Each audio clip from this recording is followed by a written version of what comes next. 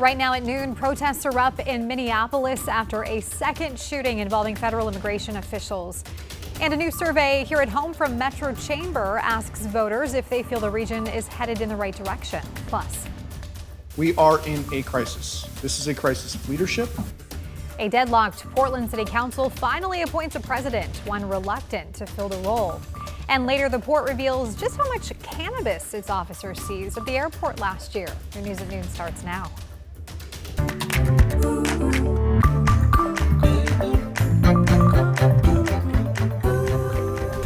We begin this afternoon with breaking news out of Lincoln County, where the sheriff's office says a helicopter has crashed. Thanks for joining us here at noon. I'm Stephanie Domerat. We are still working to get details, but we do know the crash happened near Moonshine Park on the east side of the county. This is about 20 minutes northeast of Siletz.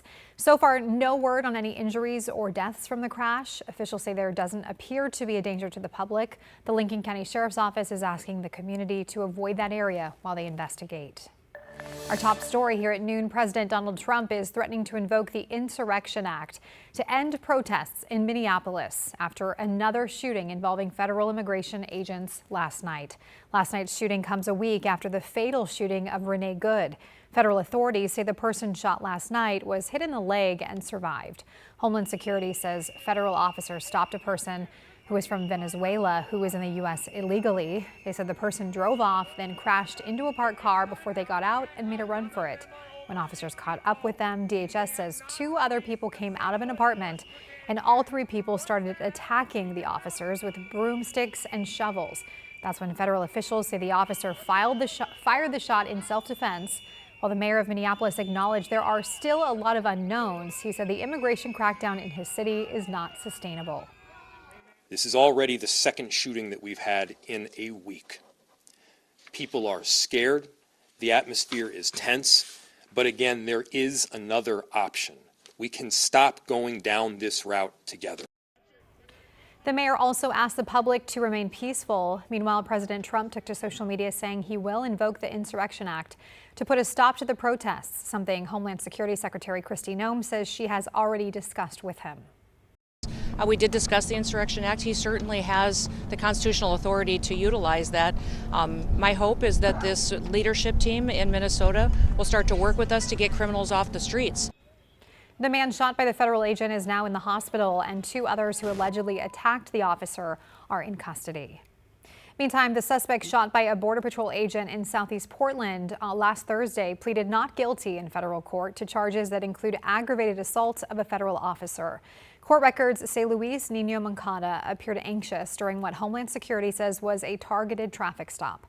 They say he repeatedly rammed an unoccupied Border Patrol vehicle, and an agent fired 2 shots as Nino Moncada and his passenger Yorlenis Zambrano Contreras drove off. Federal prosecutors say both are in the U.S. illegally and have alleged ties to a Venezuelan gang. Zambrano Contreras is at the ICE detention center in Tacoma. Sister Station reporter Sharon Yu visited her there. When I got inside the visitation booth, it was like a prison-style visitation booth. So that meant it was 2 telephones facing a wall, and there was a plexiglass in between us, but I could see her, and she told me that she was doing okay. She showed me her gunshot wounds. There was 1 wound to her left chest and 3 under her right chest, and there was a little bit of a language barrier, but I think she was telling me that 2 of the wounds that she had on her right side were from shrapnel, but I could see that she was healing okay, and again, she told me she was also feeling all right. Zambrano Contreras is set to make her first court appearance virtually tomorrow. Meanwhile, a federal court has agreed to drop a lawsuit from the Trump administration after it sued Oregon and several other states for not handing over voter registration data. They wanted voter information like birth dates and driver's license numbers as part of the administration's efforts to prove unsubstantiated claims that large numbers of undocumented immigrants have been illegally voting. Oregon filed to have that case dismissed, arguing that states are not required to provide highly sensitive information to the federal government. All right, turning to your weather headlines today on this Thursday. Isn't that pretty? This is a live look at the beautiful blue sky out there over downtown Portland. Brought to us by our Rose City Sky Cam. Let's check in with Chris McGinnis with a look at our weather. A lot different from yesterday. Yeah, right? That's for sure. Couldn't even see out of this thing yesterday. Yeah, that low cloud deck just swallowed the fog. We were socked in all day long from morning until evening for most of us. with the exception of portions of Clark County that did clear out. We are now completely clear. You can see the tippy tops of the volcanoes. That's Mount Adams right there, Mount St. Helens right there, and the little bump that you see on the left-hand side of that, that's the tippy top of Mount Rainier as well.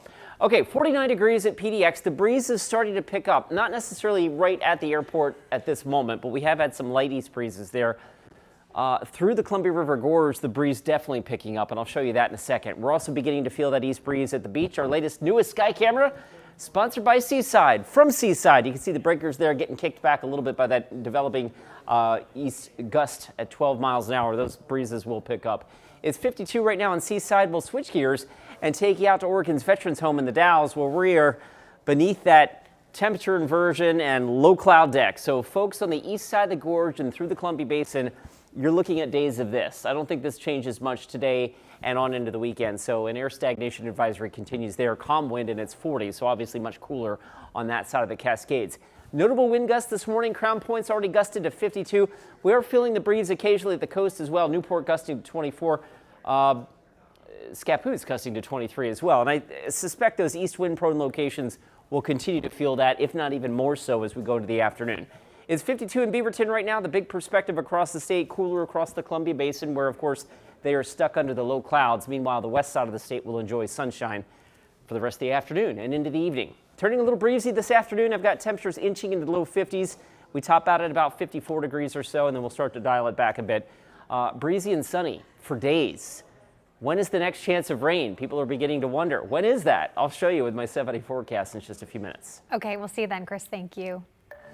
New this morning, federal prosecutors have indicted 20 people, including 15 former college basketball players, in connection with a basketball game fixing scandal. Now, this is the latest gambling scandal in high-level sports. According to the indictments, those involve rigged college games in the U.S. and professional basketball games in China, starting in 2022. The charges include bribery in sports, wire fraud, and aiding and abetting.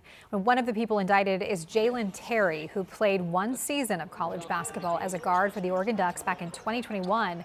His time at Oregon happened before the prosecutors say the scheme reached college basketball, which they allege occurred between 2023 and 2025. And now to our other national headlines this afternoon. President Donald Trump unveiled a new proposal aimed at lowering healthcare costs and increasing pricing transparency. Among other provisions, the plan proposes sending money directly to consumers instead of insurers. That's something the president has pushed for in recent months amid the debate on whether to extend expiring Affordable Care Act subsidies. It also calls on Congress to codify Trump's most favored nation drug price policy into law. The U.S. military has seized yet another oil tanker in the Caribbean Sea this morning. U.S. Southern Command confirmed the seizure on social media. It marks the 6th such seizure since December. Officials said the ship was, quote, operating in defiance of President Trump's established quarantine of sanctioned vessels in the Caribbean. They added the operation was performed without incident. Overnight, 4 astronauts on a SpaceX crew in outer space were back on Earth. They splashed down in the Pacific Ocean off the California coast at 12:41 a.m. They originally were scheduled to stay at the International Space Station until mid-February, but NASA decided to bring them home after one member reported a medical issue. The crew spent nearly 6 months in space. Those are your national headlines. A new poll commissioned by the Portland Metro Chamber shows that residents believe the region is headed in the wrong direction, though not as many that did during the pandemic. The poll was done by DHM Research and surveyed 600 registered voters across the Tri-County region. They found that in 2025, the share of people saying the region was heading in the wrong direction jumped nearly 9% compared to 2024. They say 2025's numbers mark a bit of a reversal, with the number of people saying the area is on the wrong track, decreasing between 2023 and 24. However, voter sentiment does still remain higher than the lows we saw during the pandemic. There's a lot more information in the Chamber survey. We will have a breakdown of that today at 4 o'clock. And happening now, TriMet is hosting an open house on proposed service cuts at Portland State University. The open house started right at the top of the hour and will last until 2 o'clock. The proposed cuts include eliminating several bus lines and shortening the Max Green line. These changes aren't set in stone and would not take effect until August. You can stop by one of those open houses and submit comments online at trimet.org/service cuts through the end of the month.